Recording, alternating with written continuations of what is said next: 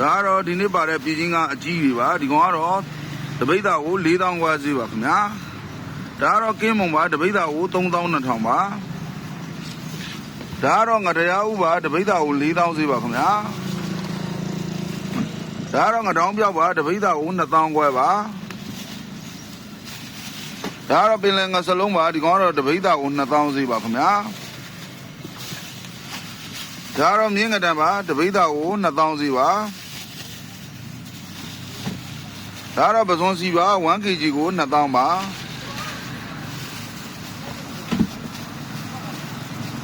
ဒါတော့ပင်လယ်ငခုခုတ်သားပါတပိတ်သားကို2000ဈေးပါခင်ဗျာ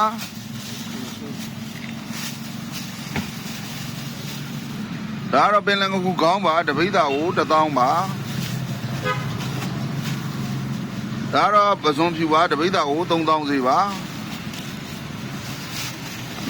ဒါတော့ပလာတူပါတပိတ်သားကို13000ပါဒါတော့ငလိကြောက်ပါအလဲသားအလဲကွင်းဆိုရင်2200ပါဒါတော့ကက်ကလေးခုတ်သားပါတပိတ်သားကို3000ခွဲစီပါခင်ဗျာဒါတော့ကက်ကလေးခေါင်းပါတပိတ်သားကို1000ခွဲပါဒါတော့ငကင်ချိုင်းပါတပိတ်သားကို2000ခွဲစီပါခင်ဗျာဒါတော့ငမုတ်ပြူပါတပိတ်သားကို3000ပါဒါတော့ငရွှေအဝါပါလဲသားအလဲကွင်းဆိုရင်3000စီပါခင်ဗျာစုံတိကြည့်ပေးကြတဲ့အတွက်အားလုံးကိုကျေးဇူးတင်ပါတယ်ခင်ဗျာ